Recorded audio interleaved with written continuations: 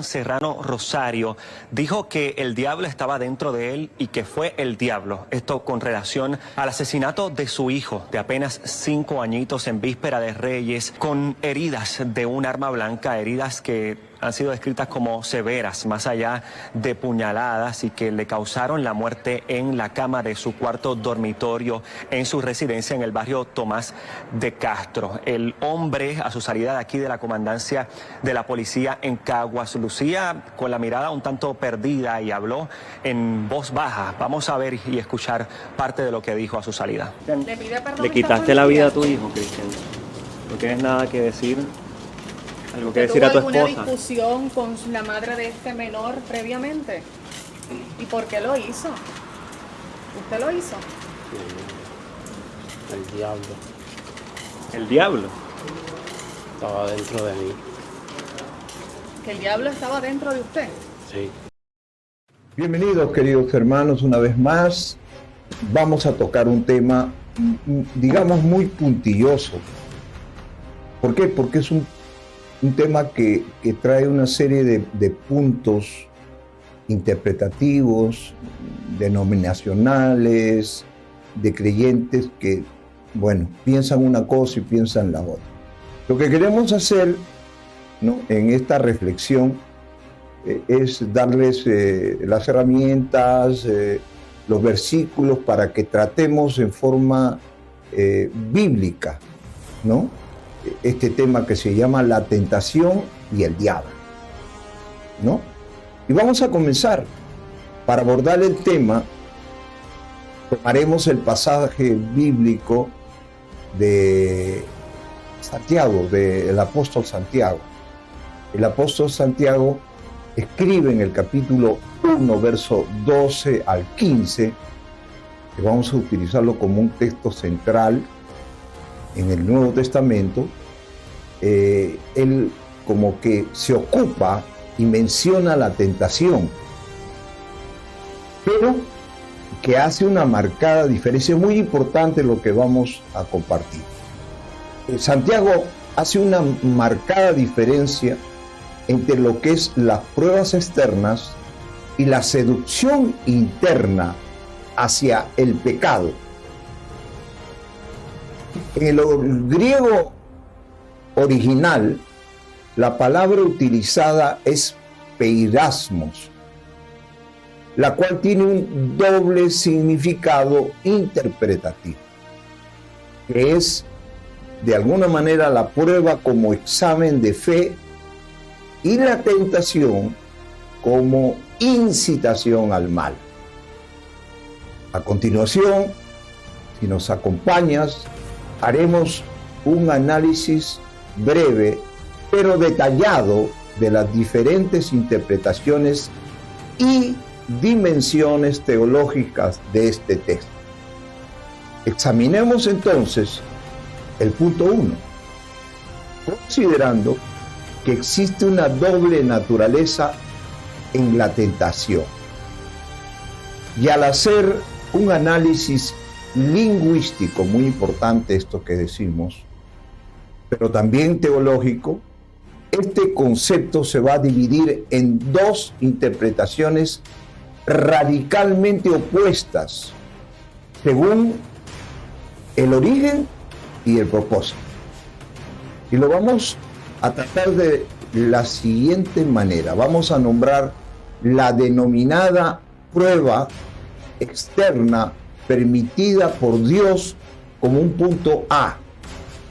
Y vamos a tomar el capítulo 12 de la carta del apóstol Santiago, versículo 12, ¿sí?, donde se habla de soportar la tentación como una prueba. Aquí, la interpretación lo considera como dificultades financieras, persecución, enfermedad o crisis, que Dios permite, pero no para hacer caer al creyente, sino para purificar, madurar y fortalecer su carácter, teniendo como recompensa la corona de la vida. En el punto B vamos analizar la seria seducción interna que es ajena a Dios. En los versículos 13 y 14, ¿no?, dice que cuando uno es tentado, no diga que es tentado de parte de Dios, porque Dios no puede ser tentado por el mal, ni Él tienta a nadie, sino que cada uno es tentado cuando de su propia concupiscencia es atraído y seducido. Muy importante este punto. Aquí el término cambia drásticamente de sentido y se refiere al impulso psicológico y moral de cometer un pecado. El texto es tajante. Dios no tienta a nadie, ni puede ser tentado por el mal. En el punto 2, vamos a ver el proceso de la tentación y la interpretación psicológica y moral que debe tener estos puntos que estamos tomando.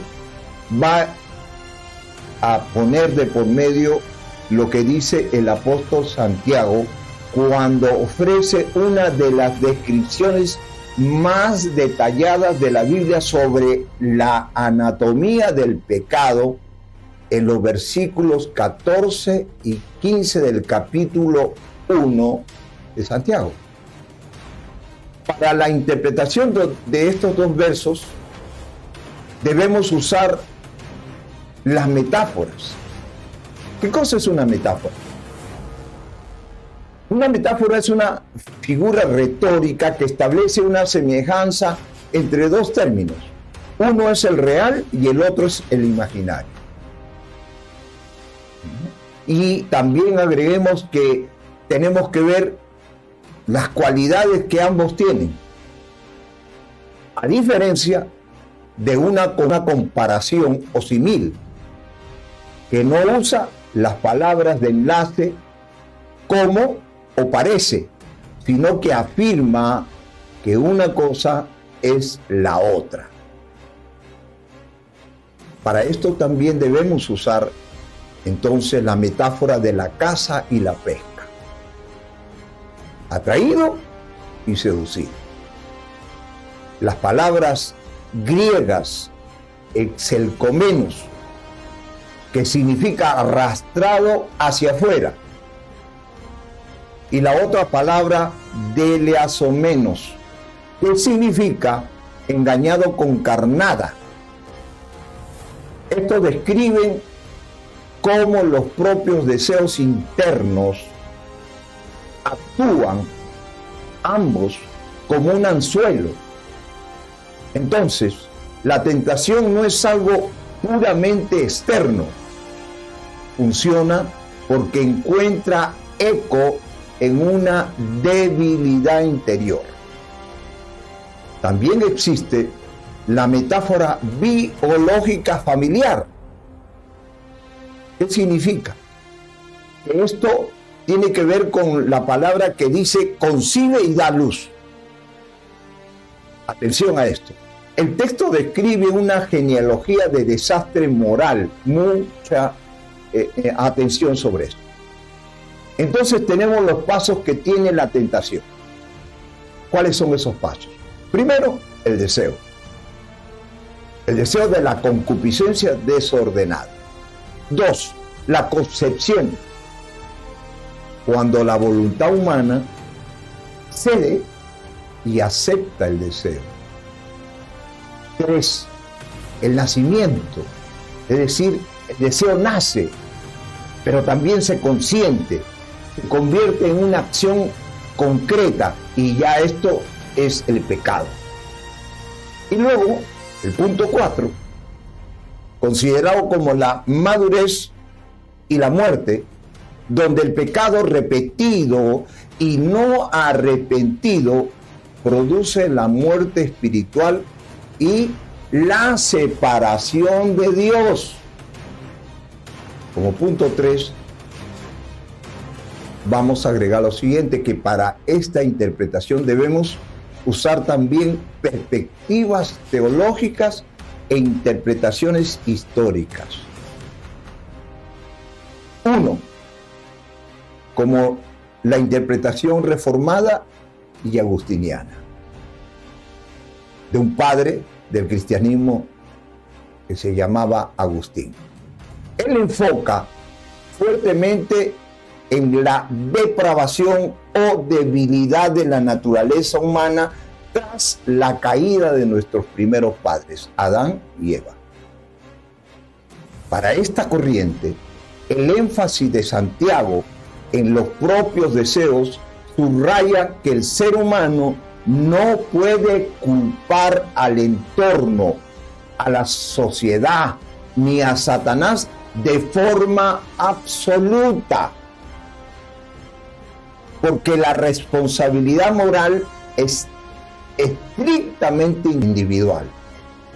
El punto 2 tiene que ver con la interpretación de la responsabilidad humana versus la soberanía.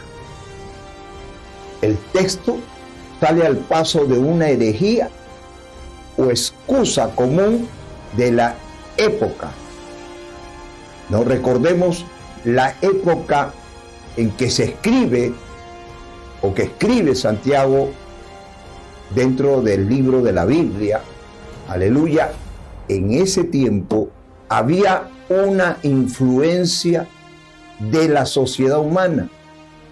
Y esta influencia era, digamos, hecha por ciertos fatalismos religiosos que tienen que ver con los contextos greco-romanos, Grecia y Roma, en donde se va desenvolviendo, alabado sea el nombre de Jesús, y fortaleciendo, se inicia y se fortalece la, aleluya, iglesia en sus comienzos.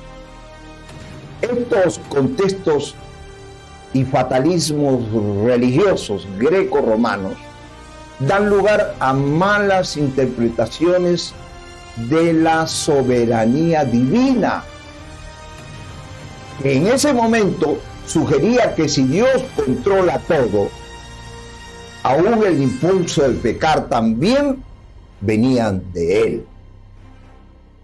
Pero Santiago, el apóstol Santiago, destruye este argumento separando la santidad de Dios de la fragilidad humana.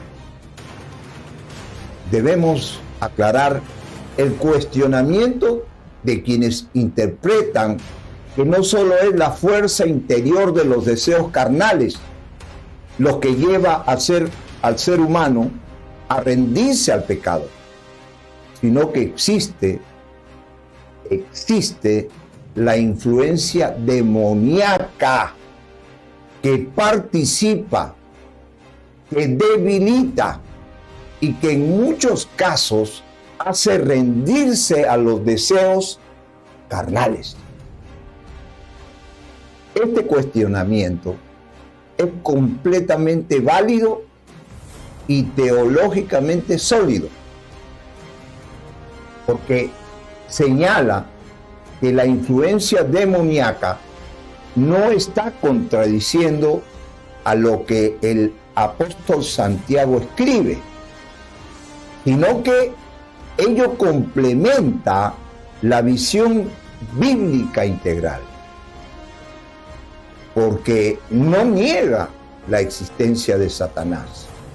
Es decir, el apóstol Santiago no está negando que en la tentación no exista el personaje de Satanás. De hecho, para que usted entienda y comprenda, dice más adelante, en la misma carta de Santiago, en el capítulo 4, verso 7, dice: someteos pues a Dios, y ahí menciona, resistid al diablo y huirá de vosotros.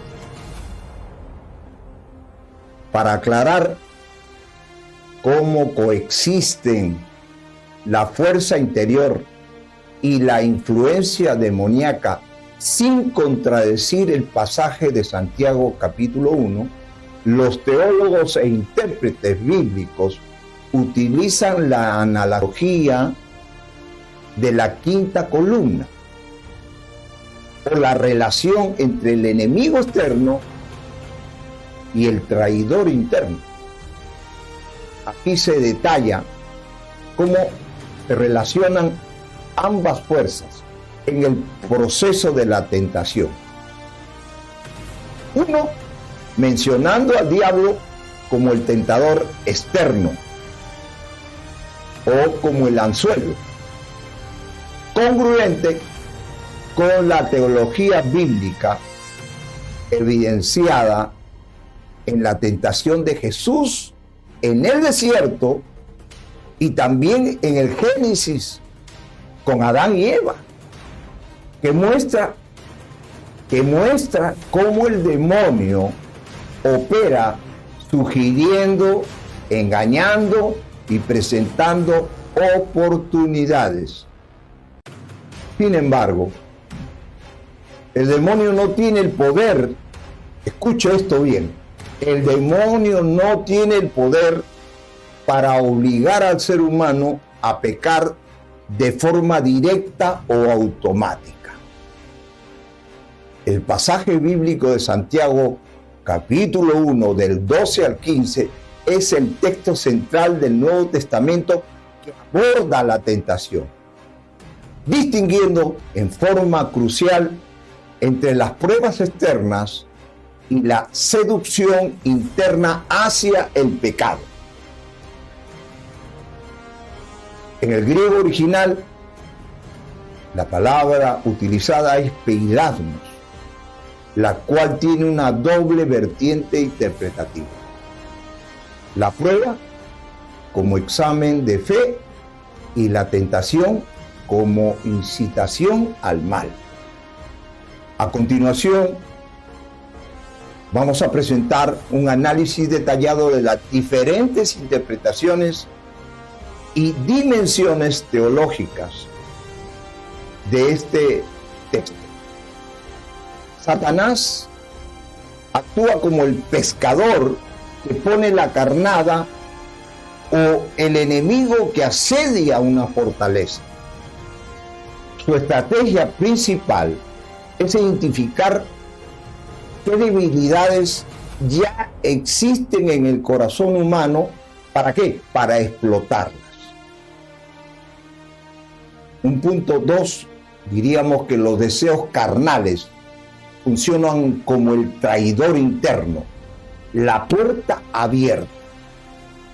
Aquí es donde encaja perfectamente el énfasis de Santiago 1. Santiago se enfoca en la psicología de la responsabilidad humana. ¿Por qué? Porque el ser humano suele usar al demonio como una excusa. El diablo me obligó. Si un enemigo externo, el demonio, ataca una fortaleza, pero las puertas están blindadas y los soldados son fieles y están atentos, la fortaleza no cae. El pecado entonces ocurre porque los propios deseos actúan como un traidor dentro de la fortaleza, que es el que abre la puerta al enemigo. Y como punto 3, tendremos la interacción dinámica entre ambas fuerzas. La caída en el pecado casi nunca es un acto puramente interno o puramente externo. Es una cooperación trágica, incitación y atmósfera. El enemigo espiritual influye en el entorno, debilita la resistencia. ¿Mediante qué? Mediante el desánimo, el miedo o la duda. Y presenta la tentación en el momento de mayor vulnerabilidad, cuando el creyente ha dejado de orar, ha dejado de ayunar, de vigilar, alejado de lecturar la Biblia y ya no está en comunión con Dios. Este punto lo llamaremos como resonancia, porque esta es una propuesta externa que encuentra eco en la concupiscencia interna de la persona, del creyente. Y por último, la rendición. El ser humano debilitado en su voluntad, pero todavía aún dueño de su libre albedrío, decide ceder y consentir. Entonces, resumamos de la aclaración de Santiago 1, versos 13 y 15, que no excluye al diablo. Lo que hace es quitarle al ser humano la excusa del victimismo. El diablo puede debilitar, sugerir e influenciar agresivamente como un anzuelo, pero el pecado solo da a luz cuando el deseo humano acepta esa influencia, es decir, muerde el anzuelo. Por último, la culpa final de la rendición recae en la voluntad humana, razón por la cual el creyente es llamado a resistir activamente. Vamos a mencionar textos bíblicos que respaldan esta interpretación. Para respaldar esta interacción dinámica entre la influencia demoníaca externa y la debilidad carnal interna, la Biblia nos ofrece numerosos pasajes y textos que demuestran que Satanás actúa como el agente provocador. El enemigo espiritual introduce una sugerencia, pero la caída ocurre porque encuentra eco en la codicia, en el orgullo, en el miedo del ser humano. Por ejemplo, en el libro de los Hechos, capítulo 5, verso 3, donde Pedro le dice a Ananías: ¿por qué llenó Satanás tu corazón para que mintieses al Espíritu Santo y te quedases con parte del precio de la heredad? En un breve análisis de este texto, vemos que Satanás influyó fuertemente, es decir, llenó el corazón, pero la raíz fue la codicia previa de Ananías por el dinero y el reconocimiento. En el libro del Antiguo Testamento, Primera de Crónicas, capítulo 21, verso 1, se nos dice: pero Satanás se levantó contra Israel e incitó al rey David a que se hiciese censo en Israel. Vamos a analizar. Aquí vemos cómo el enemigo incita externamente, pero ¿qué cosa hace? Apela al orgullo militar, a la autosuficiencia que ya estaban latentes en el corazón del rey David. Volvamos al Nuevo Testamento. Tomemos el Evangelio según Juan, San Juan capítulo 13, verso 2. Allí se nos dice que durante la cena, cuando el diablo ya había puesto en el corazón de Judas Iscariote, hijo de Simón, que le entregase,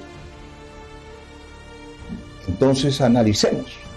Vemos que el diablo pone la idea, la influencia externa, pero Judas ya había venido trabajando la codicia y el robo, como lo menciona también el apóstol Juan en su capítulo 12, verso 6, que él sustraía de la bolsa. Entonces, Judas dentro de sí tenía esto, y esto que sugería que esto comience a germinar. Hay textos que advierten también sobre abrir puertas legales o emocionales al enemigo. El Nuevo Testamento advierte explícitamente que los malos deseos o las emociones descontroladas de la carne le dan una ventaja táctica, un derecho denominado derecho de piso al diablo. En el libro de Efesios, capítulo 4, versos 26 y 27, dice: airaos, pero no pequéis.